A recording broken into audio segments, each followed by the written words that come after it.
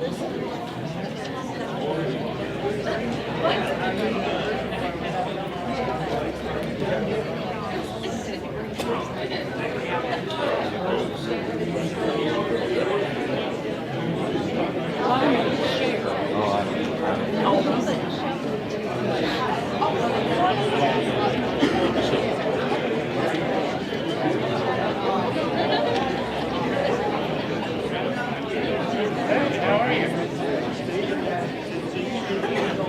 I hope we didn't have to have three of them like that.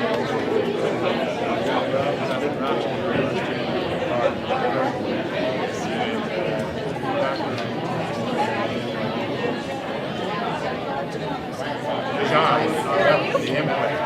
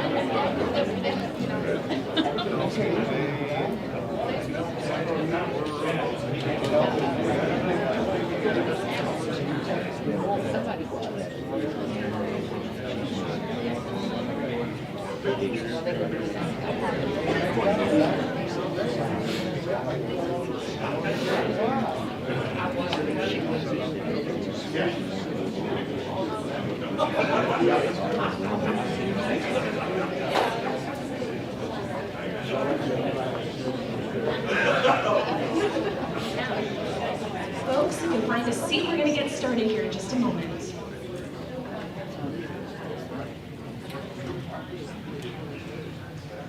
Good evening. Welcome to the Howell County News County Collector Debate. I'm Amanda Mendez. I'm the publisher and owner of Howell County News. Can't hear me? How about now? Okay. So I'm the publisher and owner of Howell County News. I'm Amanda Mendez. I'm also going to be serving as the moderator this evening. And if you will, I think we're going to begin with a prayer. Dear Heavenly Father, we thank you for our country. We thank you for the freedom to be able to choose our leaders in fair elections. For every elected official who is here tonight, we pray that he or she will just seek your will in everything they do. Bless the 4 candidates who are present with us here tonight. They're offering their time and their talent for us all, and we deserve your favor. Be with us all tonight in everything that we say and we do. Make it for your greater glory. Through our Lord Jesus Christ, your Son, in the name of the Holy Spirit. Amen. We're going to begin with an introduction from the 2 candidates for circuit clerk. There are 2 candidates on the ballot this year. We have the independent Shanna Earls and the Republican incumbent Cynthia Lee. Ms. Earls, will you begin? 2 minutes. Good evening. First off, let me say thank you for coming out tonight. When citizens commit to learning about their candidates and making good educated decisions about the people they choose to allow to serve their communities, those communities thrive. This election will potentially have a profound effect on the future of our county, and I'm proud that we have so many engaged citizens here tonight. My name is Shanna Earls. My family and I are lifelong Howell County residents, and although I am a conservative Republican, I am excited to be running for Howell County Circuit Clerk as an independent candidate. The position of the Circuit Clerk is the elected official responsible for maintaining complete and accurate records of the court, collecting, accounting for, and dispersing all monies paid into the court, and performing other duties as necessary to assist the court in performing its duties. I believe it is the responsibility of a circuit clerk to serve our citizens and ensure that the clerk's office is run efficiently and fair above all. For the last 19 years, I have had the honor of learning the path of this position while working for multiple exemplary leaders who have served in every capacity, from circuit clerks to elected circuit judges. I believe that maintaining relationships and opportunities for continuing education keeps my skills sharp and provides a strong network of peers. During my 19 years of service, I have mastered many aspects of the job. But most importantly, I have learned that the clerk's office is not about politics, but it is about the people and the citizens of Howell County. I currently serve as a supervisor in the clerk's office. I also volunteer as a member and regional officer to the Missouri Professional Association of Court Clerks. I feel my experience, knowledge, and ability to lead by example will make me the best candidate for the position as circuit clerk. If elected as your circuit clerk, I vow to commit myself and my staff to process legal documents in a timely, effective manner while providing outstanding service with courtesy, efficiency, and That is your time. Thank you. Thank you.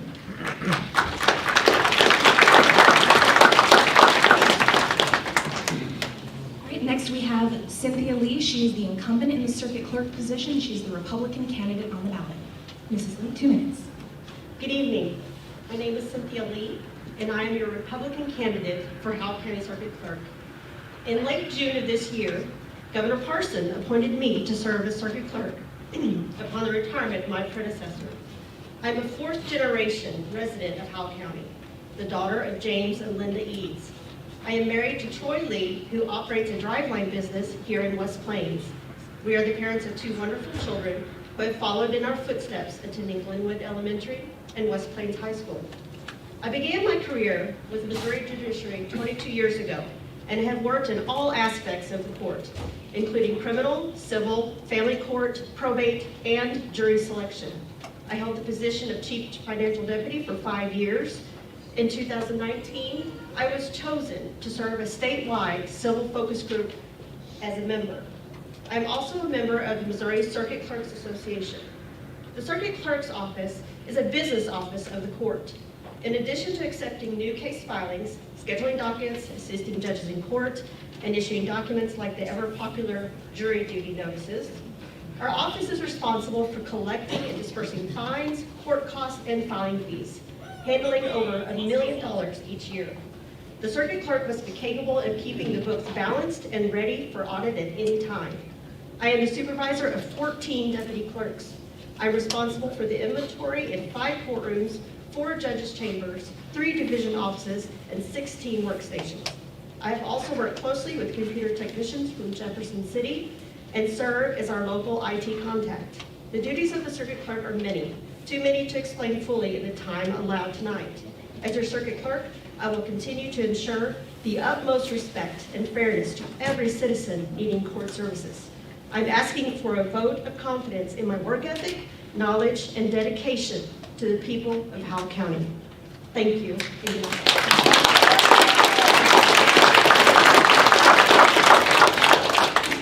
And with that, we're going to move into the county collector portion of the evening's program. Now, as many of you will know, the county collector is not a policy-making position. So in a very real sense, the traditional debate format isn't going to work so well here because it's not as if they can debate the policies that they would undertake as county collector. So some of the questions that we have are going to be more of a forum type format where there is a correct answer. It is a technical answer about the discharge of the office. Some of the questions are going to be more about their personal policies, the way that they have comported themselves professionally and in service of the public. And with that, I would like to invite our candidates to take your podiums. To my left, we have Republican candidate Mark Collins.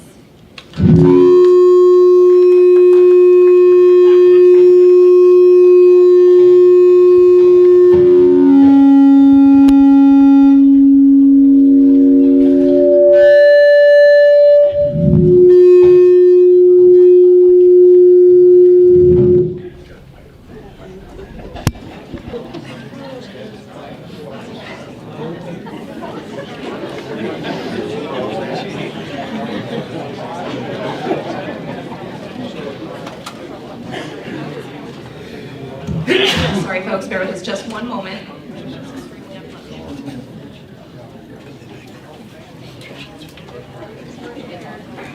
Test, test, test. Yes. Get your That's some excitement. Can't hear me? No. How about now? Or. How about now? How about now? I was in theater in high school. Can you hear me in the back? Okay.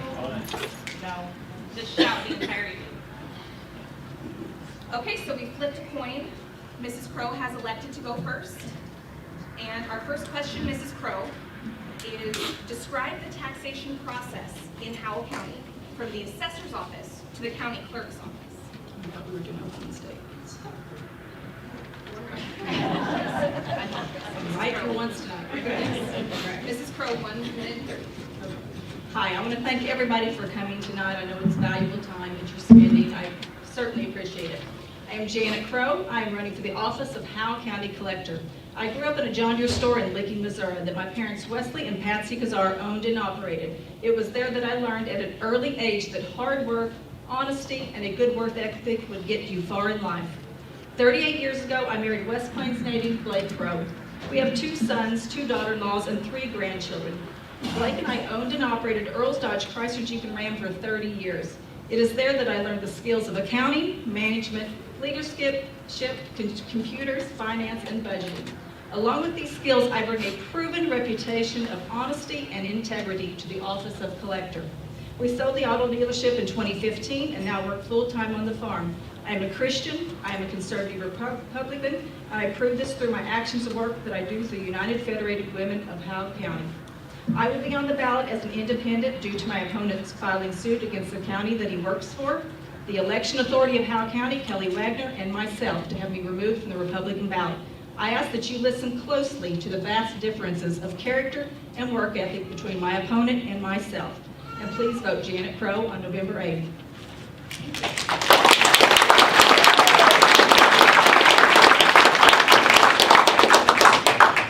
Mr. Collins, 1 minute 30. Good evening. I am Mark Collins, a Republican nominee for the office of Howell County Collector of Revenue. I'm a 3rd-generation farmer, Howell County, a Zizzer, and a Howell Valley Panther. First of all, I would like to thank Amanda and the Howell County News for hosting this event. Also, thank you who all come here to attend and watching by social media tonight. This evening, I am asking for your vote and support for Howell County Collector. The County Collector's Office is one with many responsibilities. During the last tax year, the Tax Collector's Office collected and distributed $24.9 million in revenue. The operations of this administrative office are specifically laid out by the Missouri state statutes. The collector needs to understand the rule of law and capable of following the nearly 400 state statutes that governs the office. With my background in county government, I'm prepared to serve the folks of Howell County and the collector's office. At times there can be complicated tax issues.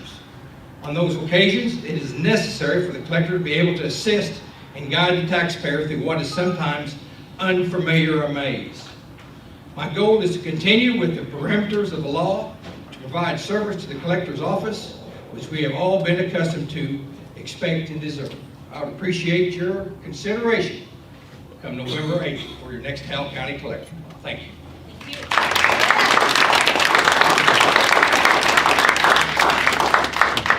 Okay, we jump again. So those are our opening statements. It's time to move into the debate portion. And describe the taxation process in Howell County from the assessor's office to the county clerk's office. Okay, the assessor's duties are to discover, catalog, and appraise and assess real and personal property by July 1. The assessor gives those totals to the county clerk, who then sends the totals to the subdivisions in the county. The subdivisions then set the pass and levy to the clerk, and they must have those received there by September. The clerk certifies all the levies and reports them to the collector, thus creating the tax roll by October 31st. The collector prepares the tax bills and sends them to the taxpayers. Do you have a rebuttal you'd like to offer, Mr. Collins? No, it's just a matter of the assessor doing their job and the county clerk doing their job and the collector doing their job in a timely manner to get everything correct and certified. Okay. Let's move on to our next question.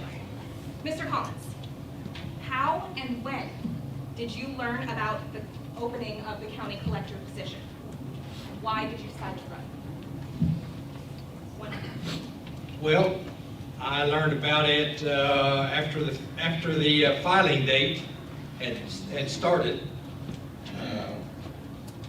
I didn't know. I knew the present collector. He was unsure whether he was going to run, and so when he decided not to, I already had my preparations made in case he didn't, that I would run. Okay, thank you. Rebuttal. I did not learn about this until I was at Republican Lincoln Days on March 18th. There was a quiet whisper around the room that he would be retiring. It was U.S. Representative Jason Smith that let the cat out of the bag that night. I had been thinking for many years that I would run for office to be a public service at some point. And it was from that moment on, I had about 10 days to get it all done and cleared and make sure this is what I wanted to do. And I decided that I would run for county collector at that point. Okay, thank you. Okay, follow-up from the audience here tonight. Mrs. Crow, can you tell what part Sheriff Brent Campbell had in your decision to run for collector? I would say Brent Campbell's a very good friend. I did call several friends and ask them what they thought about it, if they thought the duties that I would be able to handle would be what I wanted to in that purview. Like I said, Brent's just a good friend. I like to sound things off of him, but there's several people in this audience that I called and got the recommendations and their approval from. Thank you. Rebuttal, Mr. Collins, 30 seconds. Well, when the independent opponent filed, she did not evidently do her due diligence because she did not know that an affidavit was required at the time of filing. And so it leaves questions to be answered why she waited till the last hour of the last day to file and not know what the proper procedure was to file, that you had to have an affidavit by 5 o'clock that That's day. your 30 seconds for your rebuttal, but let's go right into this question. This is a reader-submitted question to both candidates. So Missouri state statutes require that the recorder of deeds, county treasurer, county collector, and a public administrator, all at the time of signing up for office, must file a signed affidavit from an authorized surety company in Missouri. Did you submit the document on the day that you filed, Mrs. Crow? I did submit the document that was in question. It was very simple. My husband and I have been in business forever, and we've already had surety bonds. So when I found out that, well, let me back up here. When I was told the documents that I needed, I took those documents into the office of the clerk. I was not told that the collector needed this specific affidavit. When in the middle of my filing, she told me, oh, you have to have this affidavit. And I said, what do I need? And she told me that you need a surety bond affidavit, that you're bondable for the office of collector. And I said, not a problem. I've got a surety bond now. I will call my insurance company. My insurance company had that emailed to the clerk's office at 4:53 p.m. She told me that I was done at that point and that I was filed. Rebuttal, Mr. Collins. Yes, well, what she filed, I have right here, was an email, not an affidavit. There's quite a difference. I have her email, I have my affidavit, and I have her affidavit that she filed when she filed for independent. Anybody wants to look at them? They're right here. It's very, very obvious that there's quite a difference. I don't believe that whoever emailed it to was a certified, able to certify an affidavit. You have to be certified to be able to do that. Thank you. Well, since we're into the meat of it now, let me ask this question, also a reader-submitted question in advance. Question from Mrs. Collins.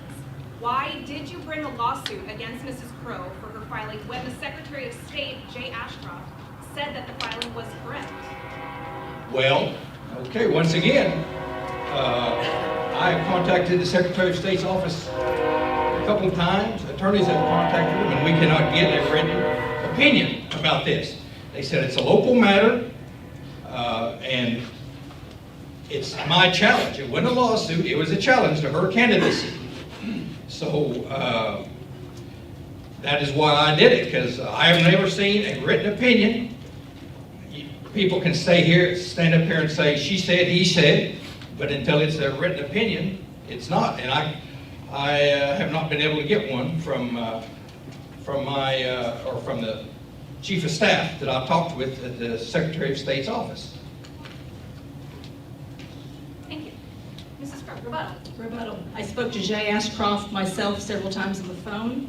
He reviewed my documents after we had sent them up to his office after the lawsuit happened. He told me that my documents were in order and that I should have been filed like the clerk filed me. So I have 2 election authorities that said that my filing should have been accepted and I should be in the race on the Republican ballot. First of all, the affidavit he's talking about does not have to be notarized, and they can accept emails, especially since COVID. So the email was perfectly fine, and they do not have to be notarized. Therefore, my filing should have been accepted. That is your time, Mrs. Crow. Thank you. All right, Mr. Collins, second part to that question is why was the county clerk, Kelly Wagner, named in the lawsuit? Why was she appointed? Well, it's just a matter of procedural. Whenever I've been named, right now there's a case on a county road, and the commission is named in it. I'm named in it. It's just procedural. Whoever is in the office, whoever holds the elected official of that office, they're going to be named in it. Thank you. Rebuttal, 30 seconds. Yes, rebuttal. Kelly Wagner is the election authority of our county. What she said should have went, and for another elected official to question her, I find quite disturbing. Yeah, I can't even go on with that one.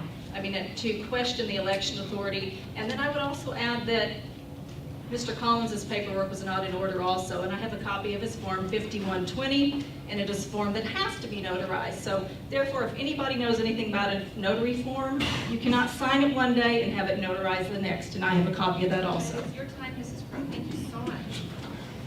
Okay. Mr. Collins, how important is integrity to the county collector's position? What do the voters need to know about your integrity? 1 minute. Well, it's very important. It's very important, integrity.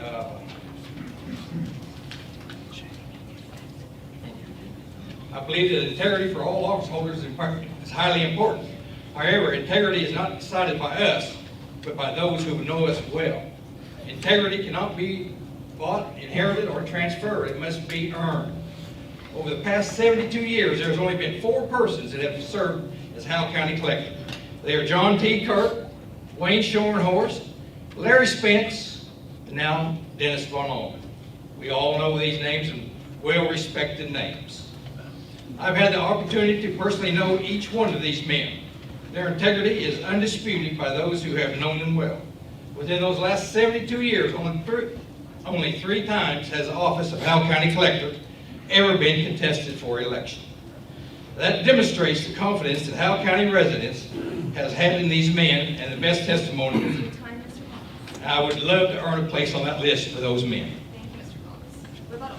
I would suggest the audience take a look at the audit's reports from the last 10 years, and we will see problems with the auditor's office. My rebuttal is integrity is a quality. It is an earned quality. It is an earned integrity. It's doing the right thing all the time when nobody's watching. I've conducted my whole life being honest, trustworthy in my business life and in personal life, and I've earned the reputation of being a person of integrity. Thank you. Mrs. Crow, 1 minute. If elected, how much time are you planning on spending in the office? I will be spending 40 hours plus a week in that office, I am sure. It is a full-time position. Thank you. Rebuttal, Mr. Collins. Yes, Ms. Crowe, I know you have many properties, some as far as Licking, Missouri, and everywhere. So, you know, I've got my boy Wade's taking my spot on the farm. All these years that I've been used as commissioner, has been a part-time position. But Wade, he's taken over the farm, so I will also have the full time to do that. Thank you very much. Okay. We have a question directly to Mr. Collins. In your 26 years in public office, how many opponents have you faced as you've run? 1 minute. Well, let's see. I've probably eight different opponents, 8 races between primaries and general elections. I've been successful in all of them. The county has had confidence in me to serve the people. I love a good race, and I look forward to them. But it's not been a good old boys club where it's just been handed to me. I've had to earn it. So if everybody could help me out again, I'd appreciate it. Thank you, Mr. Collins. Rebuttal, Mrs. Crowe. I don't even know how you rebut that, but the Good Old Boys Club is alive and well in this room. Done.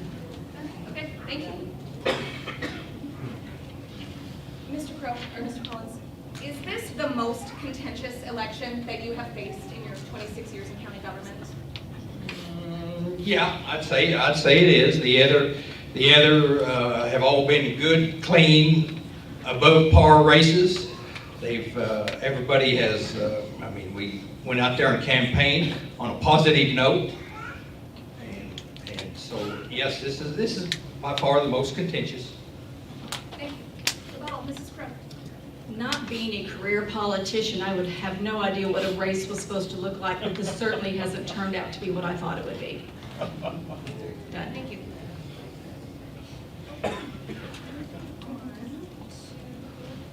Since we're discussing your time in the county government, Mr. Collins, I do have to let our readers know that this topic is the single most topic that was submitted to me in the process of gathering advanced questions. It was submitted to me over a dozen times, which is, Mr. Collins, how do you respond to criticisms that you've used your time in county government for your personal advantage? Now, this is the 3-part question that I prepared you for.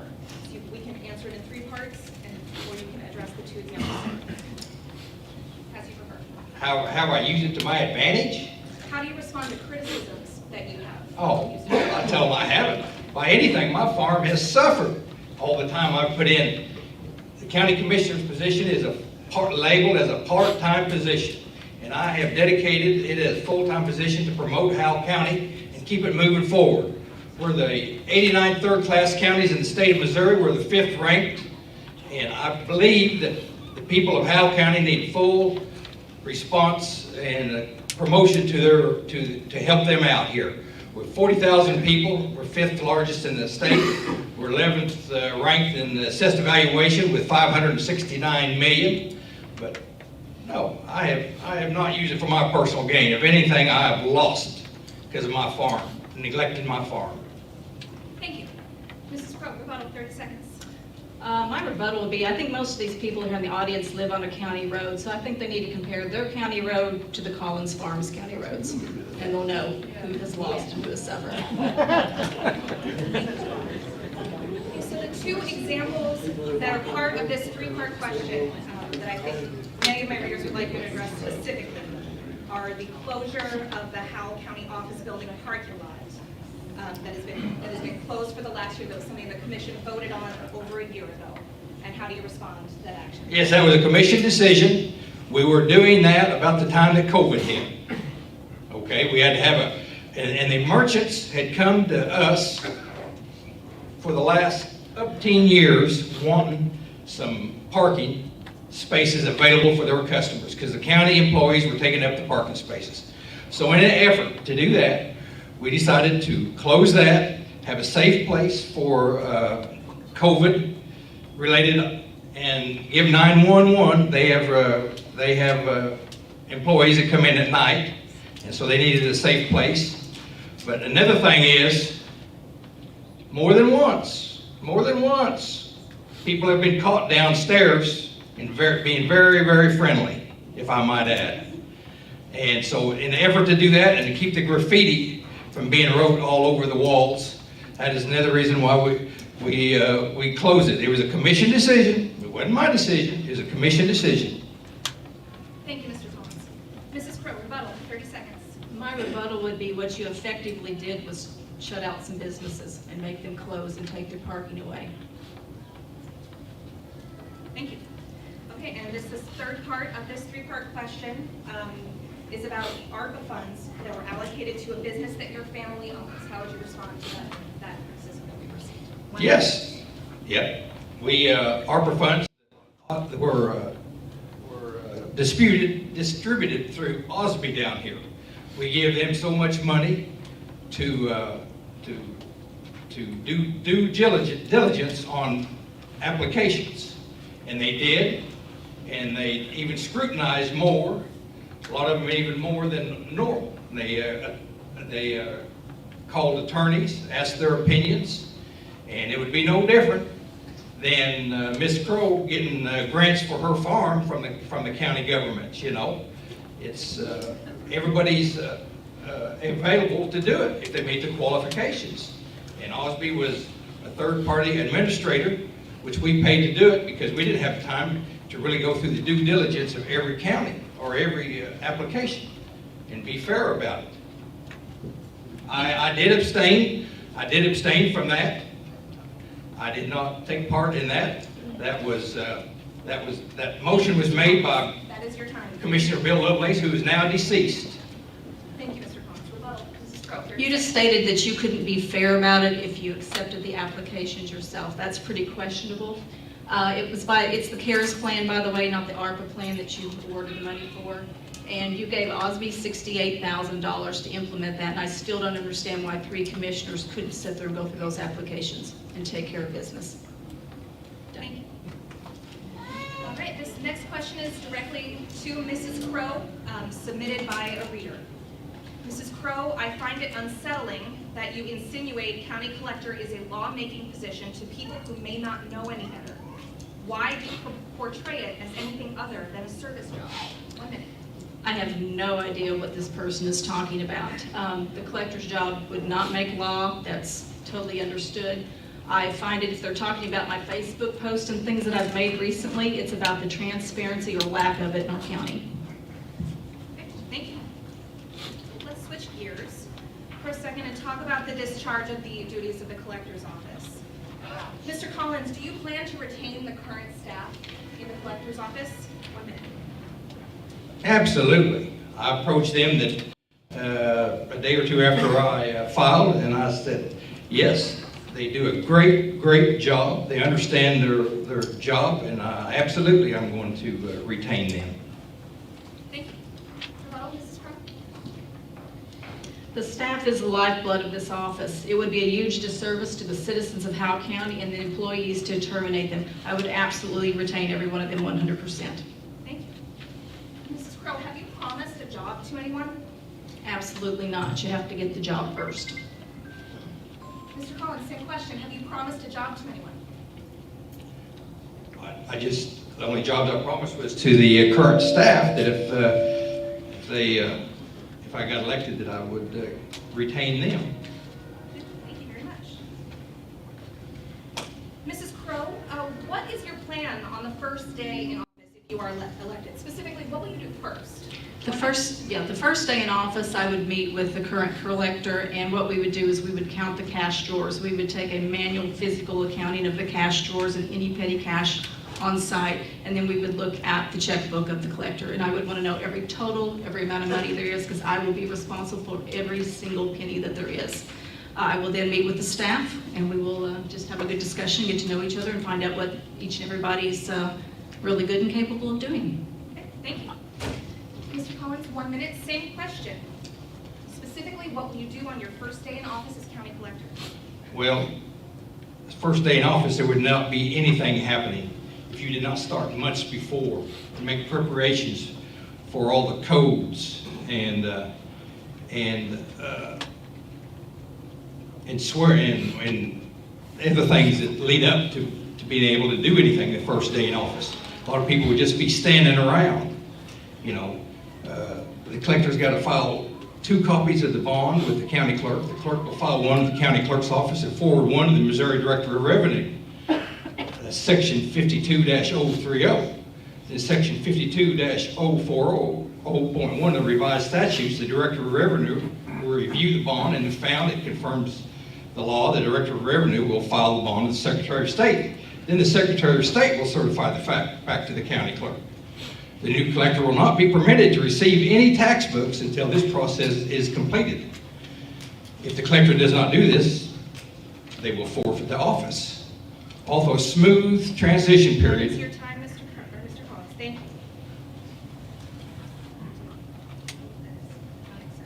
Okay, rebuttal.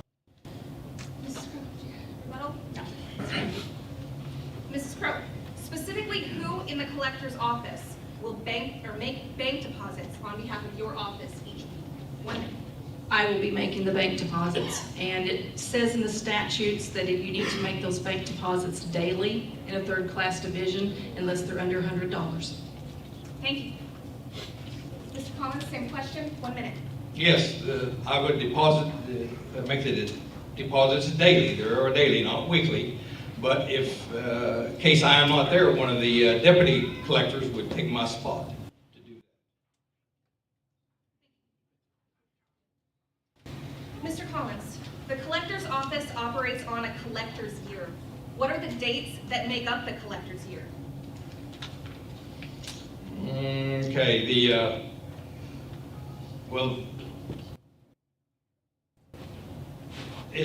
from March 1st, the collector's year ends on the first Monday in March. However, the Missouri Department of Revenue collector's annual settlement is for March 1 through February 28th and 29th. Thank you. Follow up to Mrs. Crowe. What day will the current collector's term end? The current collector's term will end on the first Monday in March. Thank you. Mr. Collins, since the collector's office generates and distributes a substantial amount of money and must be bonded, how is the collector's bond secured? In Howell County, we have to have the maximum bond, which is $750,000, and it is secured by lien on my property. Thank you. Mrs. Crowe, any rebuttal? I would just add that the bond is secured by purchasing it through a surety bonding company. This ensures that the taxpayers' interests are protected and that the public officials guarantee to act in an honest and faithful manner. That is what a surety bond is. Thank you. Mrs. Crowe, when a tax statement payment is received late, penalties and/or interest are added to the statement. Can you describe a situation in which the collector should waive the penalties or interest? 1 minute. Yeah. In looking up the statute, there's a statute 52-23, and it calls for system failures by the office. Mailed less than 30 days out would also be a reason to not penalize them, or if the county made an error or omission determining the taxes, and that follows statute and law. Rebuttal, Mr. Collins. Well, yeah, the penalties and fees cannot be waived unless they are incorrectly calculated. If they are waived, the collector pays it. Thank you, Mr. Collins. Okay. Jumping back into Mrs. Crowe. What do you think about the Howell County collector's salary being higher than it is in most of the state? This is a reader submitted question. Okay. 1 minute. I believe the high-paying salary of the collector's office is what sets this office up to be transitional succession plan for the career politicians in our county. Just look at the past history of those who have held the collector's position. The current collector held the clerk's position for 35 years. Now my opponent has been on the commission for 26 years. So why would they want to not choose to stay in their current position to serve their community? The answer is the high-paying commission contracts that pad the salary, that set them up for a better retirement. This is the one topic that our community deserves transparency on. Thank you. Mr. Collins, rebuttal, 30 seconds. What was the question again? The question is, what do you think about the Howell County collector's salary being higher than it is in most of the state? Well, I think it's well deserved. You know, you don't have a risk without rewards. You got your land up for a lien that could be taken away from you. So there is, you have substantially, you're in care of, like in this case, over $29 million. So I could see where it could be higher than others.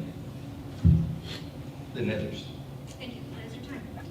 Mr. Collins, knowing that the county collector has the additional contractual duty to collect taxes not only for the county, but also for municipalities in the area, can you explain what you intend to do with the money that is owed to the collector's office from said municipal governments? 1 minute. Well, first of all, the question is not quite accurate. The collector does not collect taxes for all the municipalities within the county. West Plains and Willow Springs, Mountain View, and Brandonville do not have any property taxes. Even though this is probably an innocent question, it would be hard for me to address this question since Section 115, 637 of Revised Statutes of Missouri provides that a candidate, it would be not an election offense for me to promise to reduce the salary. On the part of any candidate for election of any office of honor, trust, offering, or promising to discharge the duties of such office for a less sum than the salary, fees, or emoluments as fixed by law, or promising to pay back or donate any of the public or private interest, any portion of any salary. So in other words, it's against the law to talk about it. Thank you. Mrs. Crowe, rebuttal. Okay. I called Jay Ashcroft's office because I had found that statute too, and I asked him specifically that question. And I told him, I said, if I want to talk about renegotiating this contract, is that going to get me in trouble? Because I knew right where this was going. And he said no. So here's what I think about the 3% that the collector gets paid for doing nothing. I think it's refreshing for your cities and counties to have a good working relationship. These contractual agreements from 1988 and 1990 were signed by the collector, the mayor, and for the county to collect real. That's your time. Okay, we'll get that one later. Yeah, well, let's go right into it. Mrs. Crowe, are you for or against terminating the municipal contracts that add to the collector's salaries? What are the pros and cons of keeping those duties? We will continue on with that. So I would renegotiate these contracts, and here's why. I've just told you that the contracts were from 1988 and 1990. The collector's contract states to compensate the Howell County collector for services provided by him at a rate of 3% of the total amount of taxes collected by the collector for the city, and the penalty of 2% for delinquent taxes. In addition, Howell County, Missouri gets 1% for those taxes collected. I do not think that any elected official should get 3% to their payroll. I just don't believe in it. There is a statute, or not really statute, but the collector's office is supposed to make $60,554, but there's all these contractual things. I don't think that we should be double taxing the citizens of West Plains and Willow Springs. 3%. I think the cities or county can do more with it. I just do not think it should belong in the salary of an elected official.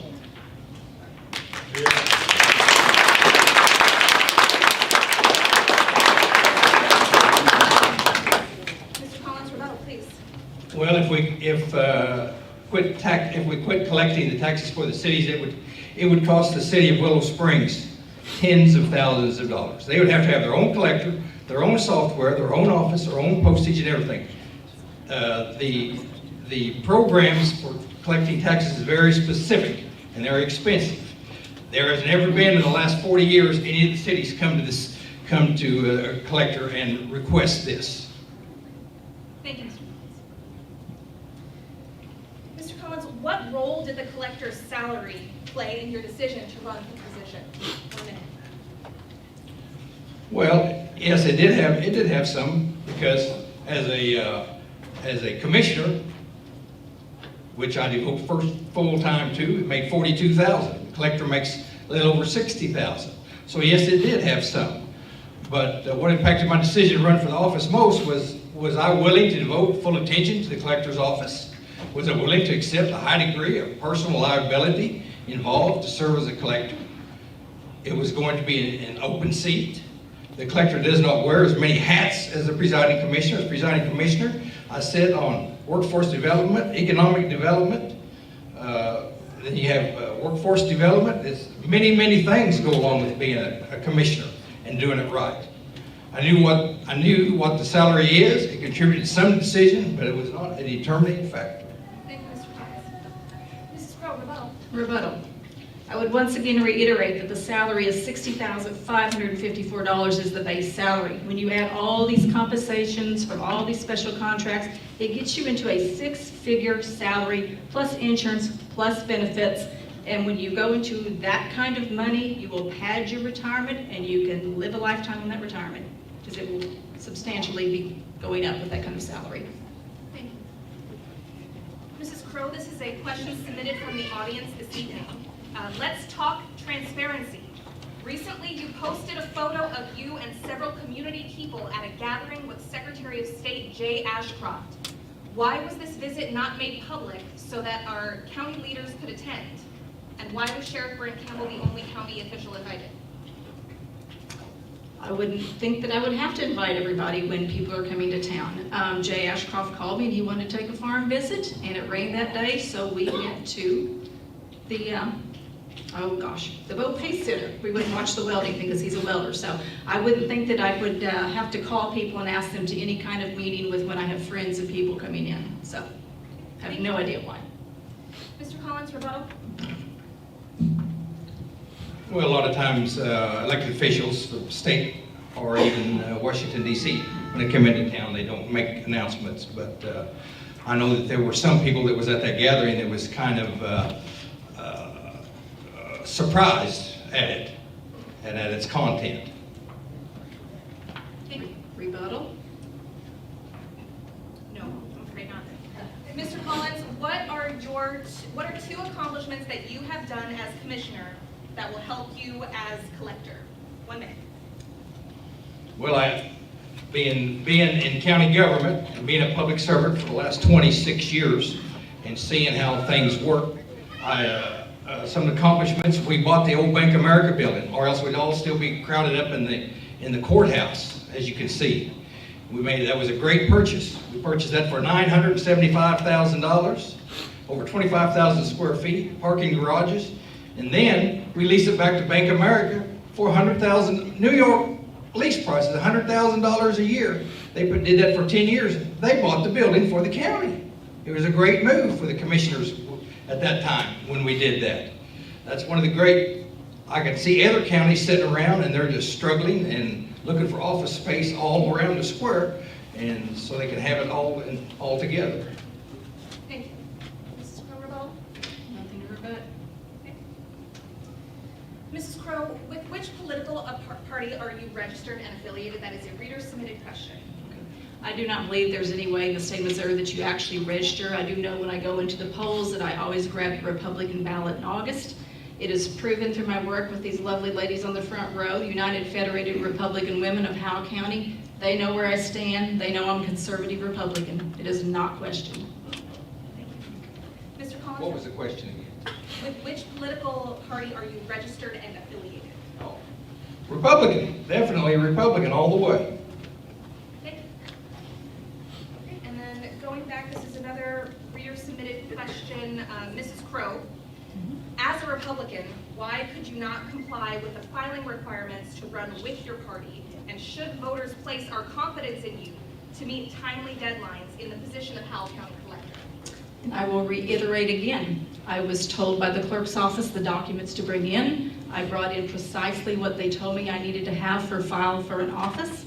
I arrived at 4:02. I had to wait in line for another person to finish filing. I brought in the documents that I was told by the clerk's office. It was then that I was told the Office of Collector had a special letter of bondability that I needed. The clerk explained that to me. I called my insurance company, and they sent the letter via email, like I said before, at 4:53 p.m. it arrived. The clerk told me that I was filed, that I would be on the August ballot, and if it had not for my opponent running around the office having a fit and bullying and harassing and outburst against myself and the staff, I would have been out of there before 5:02.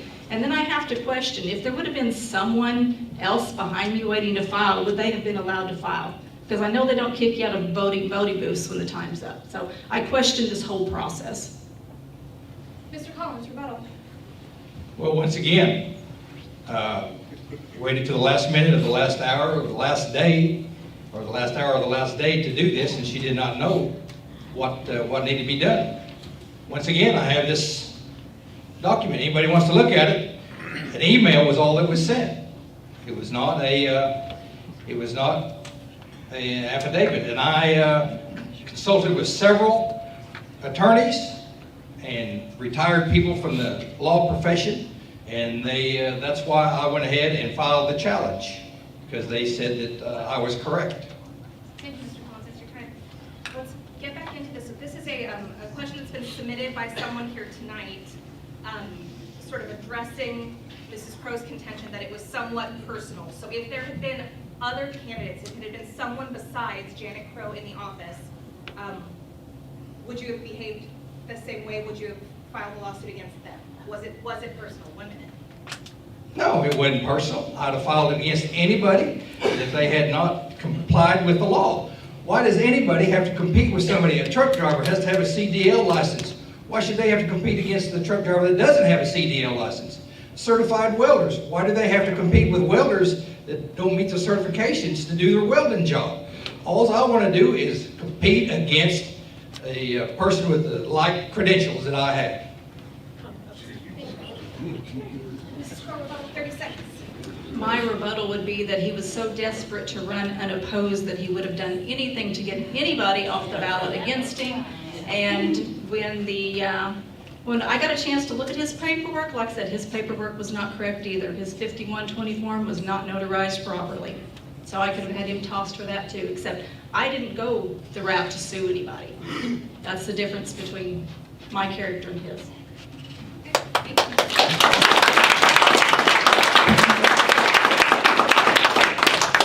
This is a question that was submitted today. When the lawsuit was pending, a notice to take the deposition of Janet Crow was filed on May 10th. And then on May 11th, you filed a voluntary withdrawal as a Republican candidate. Were you forced to withdraw from the Republican primary? I knew by the dates the lawyer or the judge had set to be put on the ballot that there was no way I was ever going to get on that August ballot. The judge set the date the day before the ballot was to be set. I could see no way, shape, or form I was ever going to get on that ballot. When he set the date at that last minute, then there was no reason, there was no way that I could have possibly ever got on the ballot, because the deadline would have passed to withdraw. I could have not have went the petition route. I promised all of you guys I would be on this ballot and I would run, and that's exactly the steps that I took to get here. Mr. Collins, rebuttal. Well, there was a similar case in Jefferson County. Michelle Worth was the sitting county clerk or county collector, and a candidate was allowed to file, didn't have all the proper paperwork, said she had it, bring it in the next day. She didn't, and so it went to the courts, and the courts filed in favor of the collector, but the defendant filed a motion, a procedural motion to. Mr. Collins, I want to stay on this topic, so I'm going to ask Mrs. Crow, do you have any prior knowledge, or were you following this Jefferson County case? Absolutely not. No. Okay. Rebuttal, 30 seconds. On that. So she didn't have any prior knowledge of the Jefferson County case. Rebuttal. Yeah, it was going on. It was going on at the same time that ours was. Procedural, went to a court of appeals, and what happened there? Both candidates got to stay on the ballot simply because they ran out of time. Just like in a football game, they ran out of time, so they both got to stay on there, and the sitting collector won. If she would have stayed on the ballot, she might have got the same thing, but she chose to get off the ballot. Thank you. Okay. This is a question that was submitted tonight, Mrs. Crow.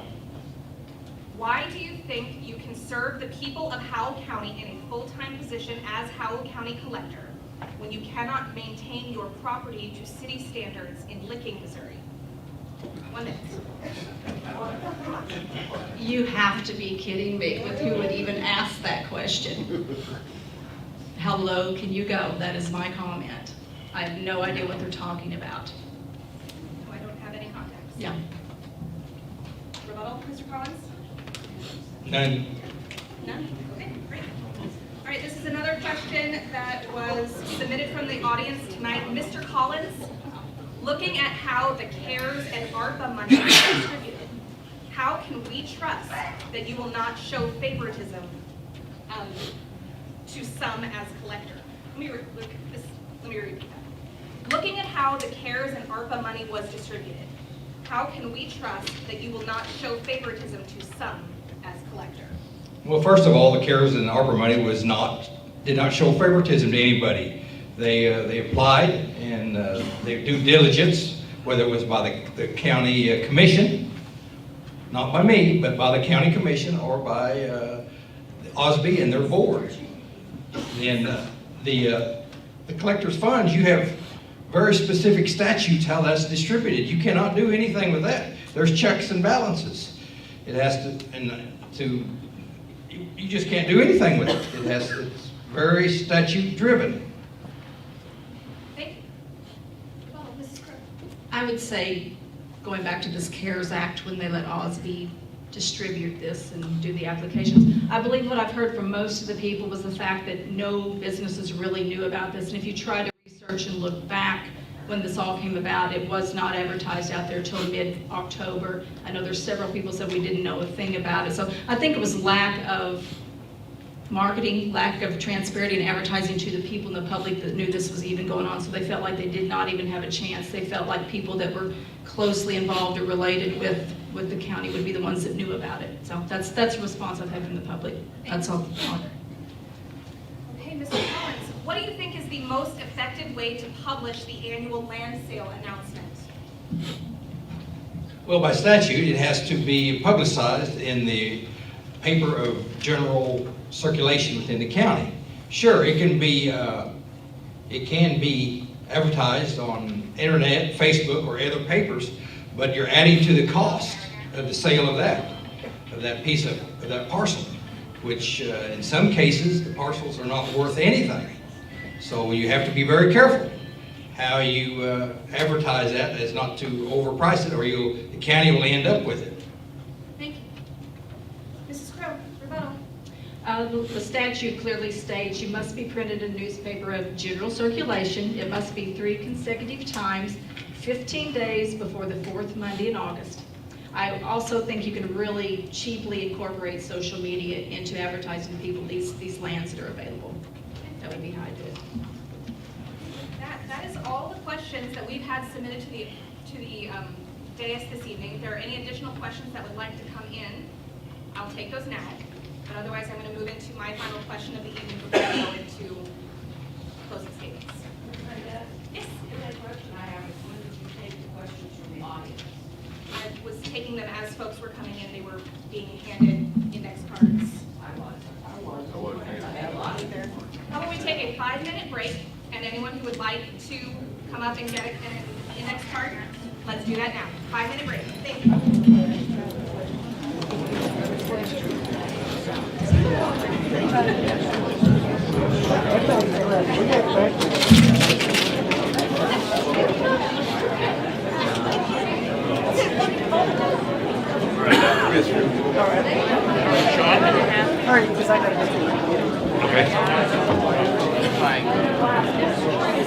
You know, she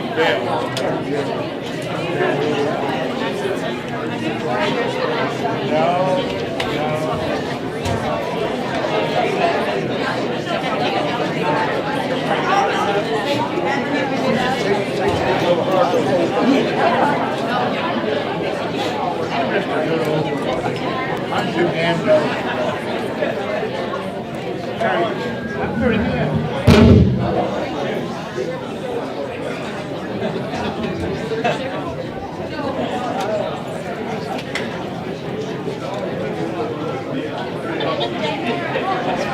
Lobby is behind you. There are snacks in the back. Take advantage.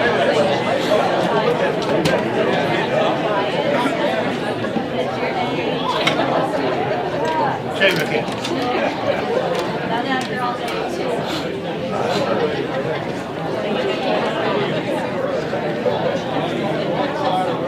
Yeah, okay. Yeah. Research, 20 months. want to push this in here. Not this time.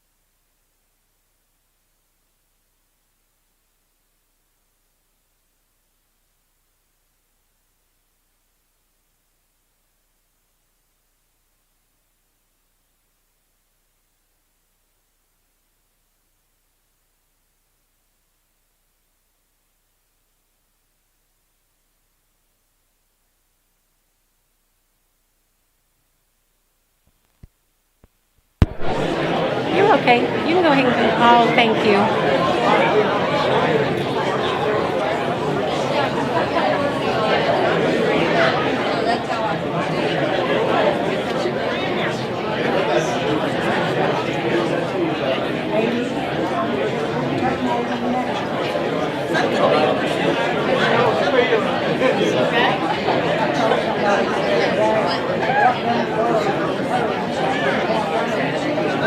Folks, if we can start finding seats ready to get started again.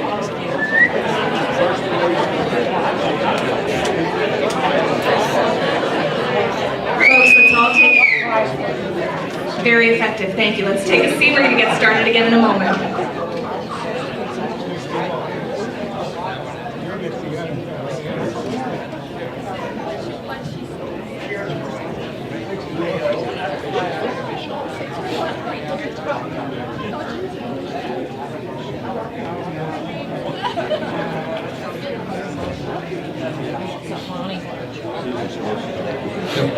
She's still busy, but she's still.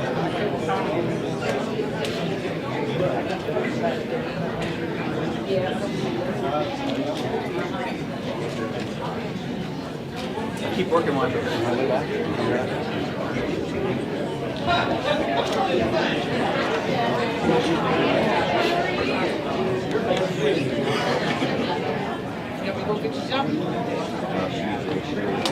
Welcome back, everyone. I understand that this mic is very hard to hear. They're telling me this is the loudest that we can make it, so I'm just gonna try to shout into the mic. Welcome back, folks. I'm so pleased to see such a turnout. And I just want to say that everything that's being discussed here doesn't matter at all if we don't show up to vote on November 8th.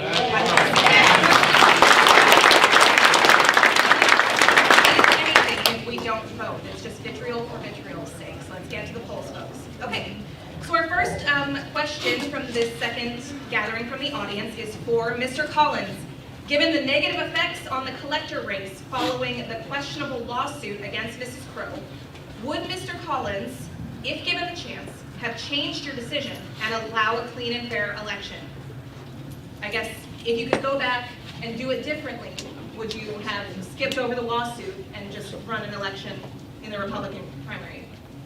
If you could go back and do it differently. 1 minute. Nope, because I filed it because she was not a legal candidate. I filed it for procedural reasons. Nope, I'm sticking to my guns.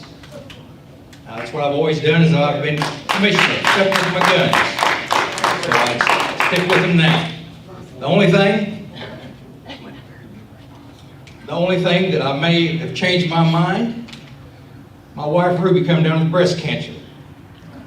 Right there in the beginning of all this. If I'd have known that before I filed, I probably would not have filed. I probably would have stayed there. But it's been a challenge, but we've worked through it. She got to ring the bell here a few weeks ago. All right.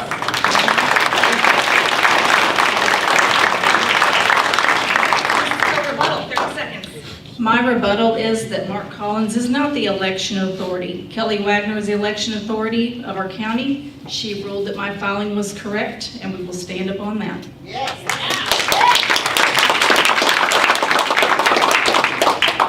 Okay, this next question submitted from the audience tonight has a curse word in it, so I'm not going to read it aloud. But I think you'll get my gist. Mrs. Crow, in my visit with you, we discussed many things, and you stated that you were, and I quote, one tough. Do you still think this is true? The word starts with a V. 1 minute. I think anybody can be a tough broad or whatever word you want to use there. So I will stick to my guns, and my guns are loaded.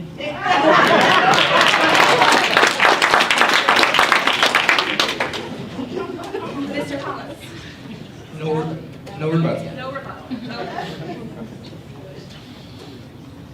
Wow. Okay. Mr. Collins, as a man with Christian values, how do you justify suing your opponent? 1 minute. I did not sue her. I challenged her. There's a difference. A challenge, she did not meet the qualifications of what the statute said. 52-010. The candidate shall present to the election authority a copy of a signed affidavit from a surety company, not an email, authorized to do business in the state, indicated that the candidate meets the statutory bond requirements for office for which the candidate is filing. She produced that affidavit 35 days after the deadline of March 29th, May 3rd. I have it right here. May 3rd is when the legal document was finally presented.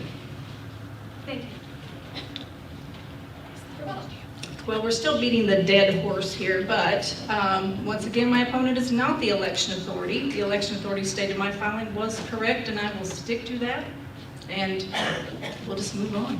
Okay, great. Mrs. Crowe, this is, I think, a question for both candidates, so I think you're both going to get 1 minute to answer it. Tell me why I should vote for you. What makes you qualified within the community? 1 minute, Mrs. Crowe. My qualifications and skills will stand for themselves. The way that I've proved myself in this community over the last 40 years that I've been there stands on every person and being that I am. My qualities, the group of women that I work with, how I've conducted myself in business, I will stand on the integrity that I have. Thank you. Mr. Collins, you have 1 minute. Yes, as many of you can see, I have a passion for county government. I love Howell County. I have and I always will. I love my job. And I cannot, it's just been great to be able to promote Howell County all over the state. I've been the president of the County Commissioners Association, all 114 counties. I was president of our Regional Commissioners Association up till recently, that's 17 counties. But I wanted to make sure that people knew where Howell County was in this state and what we stood for down here. Now people do, and I have a passion. I have a passion for it. I love it. Thank you, Mr. Collins. If Mr. Collins were elected and made a costly mistake with taxpayers' money, is his farm worth $750,000, $100,000 to repay the county? Well, I guess the bond writer, he wouldn't issue that bond if it wasn't. I'm no real estate agent. I'm no appraiser, so I assume that it would be. Rebuttal, Mrs. Crowe? There's no rebuttal on that. It's a dumb question.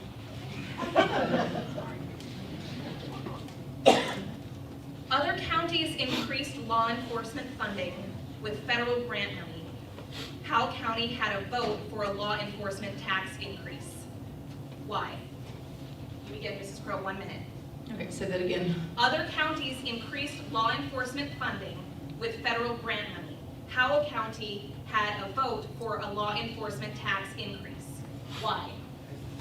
I honestly don't know the answer to that. I know that the sheriff was having a hard time getting funds for his office, and this is what I've heard in the past, so he went the route to go ahead and get a sales tax where it would go to his people.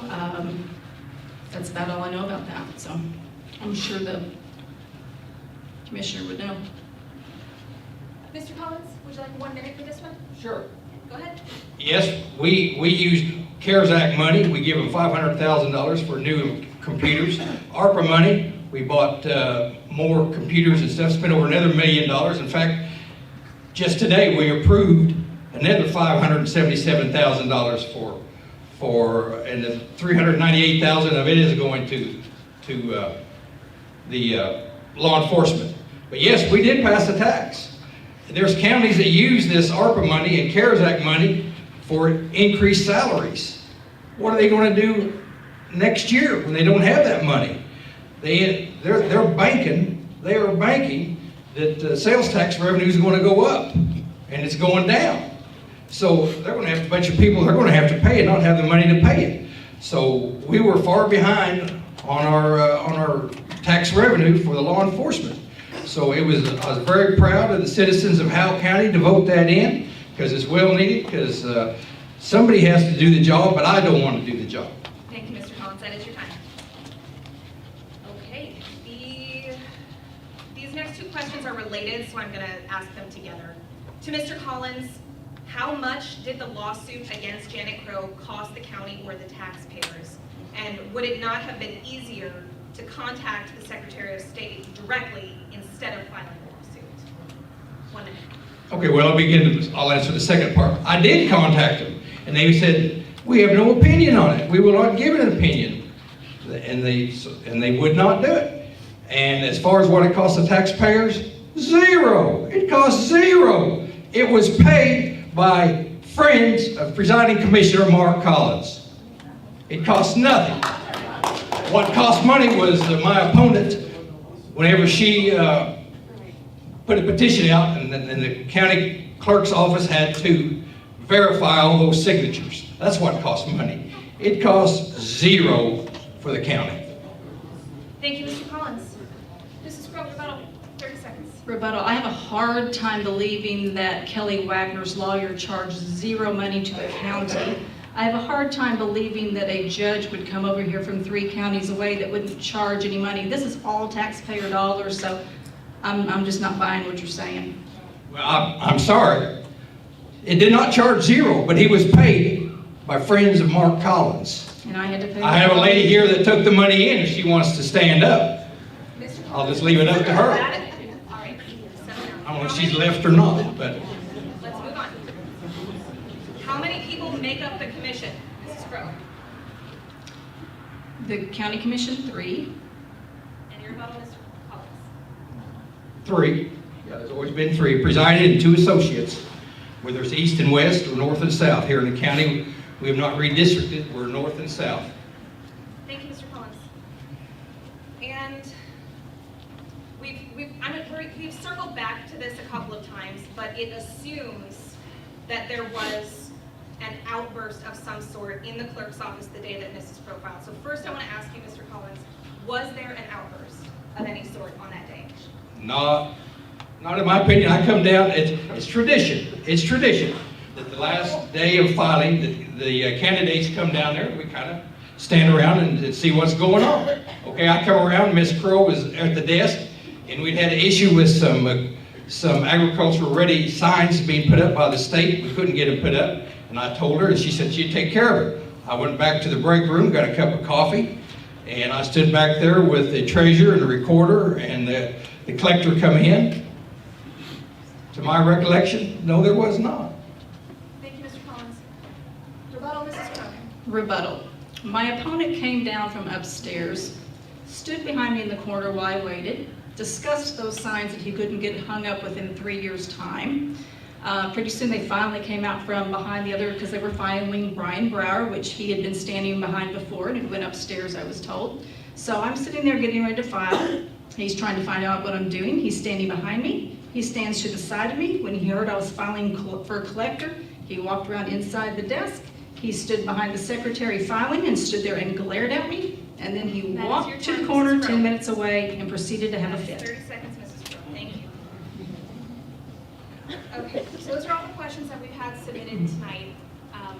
And here's my question to the candidates. The vitriol, the public interest that has been garnered, ultimately, do you think it's a good thing for the county? What has taken place in this action, the accusations, do you think it's a good thing for the county that there are this many people here tonight? Do you think it's good? 1 minute, Mr. Collins. Well, yeah, I like to see people involved, but I don't like to see it just because it ended up being a smear campaign. I don't think that seemed to be what's got most of the interest here. I run a good, positive campaign. I have for the 7 or 8 that I've been through, and I will continue to do that. Thank you, Mr. Collins. Rebuttal, Mrs. Crowe. I believe this audience is in need of transparency in our county government. I believe the Good Old Boys Club needs to go bye-bye, and I'm hopefully here and going to take part of that.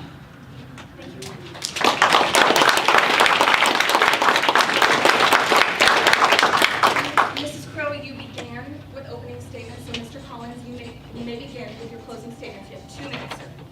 Okay, Amanda, thank you again for hosting the event. Also, thank you to those who came out this evening and those who are watching or listening out there over social media.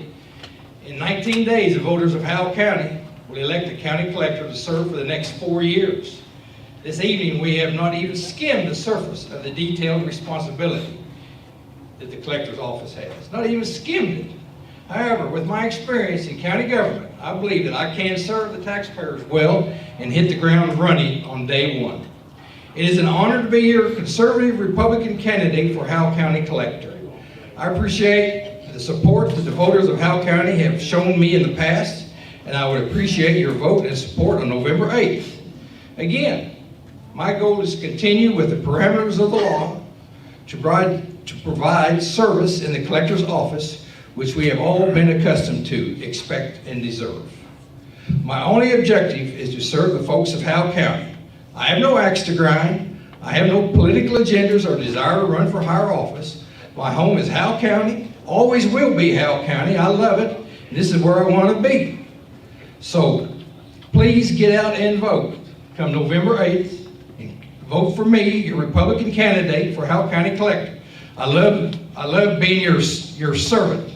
I love being your servant. Again, thank you, and may God bless Howell County.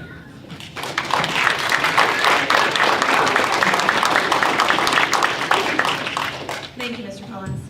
Mrs. Crowe, 2 minutes. Yes, I would like to thank Amanda for putting the debate on, and appreciate everybody in this audience for coming, and everybody that supported me through this whole last 6 months. I couldn't have done this without you. It is very simple. I am running to be a public servant to the citizens of Howell County. I am running for change and for transparency that needs to be brought to our county government. I am not part of the Good Old Boys Club. I am not a career politician of 26 years. I am not running for this office for a 6-figure salary or to pad a government retirement. I am also not the kind of person that sues the county that they work for or sues another elected official. I am not the kind of person that bullies, intimidates, and harasses a person and the office staff while another person is filing for office, which is what I experienced while filing for collector on March 29th. I am running on my qualifications and reputation of honesty and integrity. The difference between myself and my opponent are very clear by the way we conduct ourselves. I will continue to take the high road and work for change and transparency. I will always work in the best interests of the people of Howell County. I appreciate your vote for me to be your next Howell County Collector. Vote Janet Crow, November 8th. Thank you.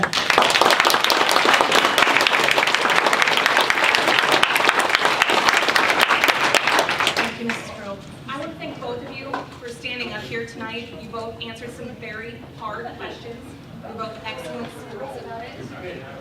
And I'm so grateful for your willingness to stand here in front of these folks and answer all their questions and to answer my questions.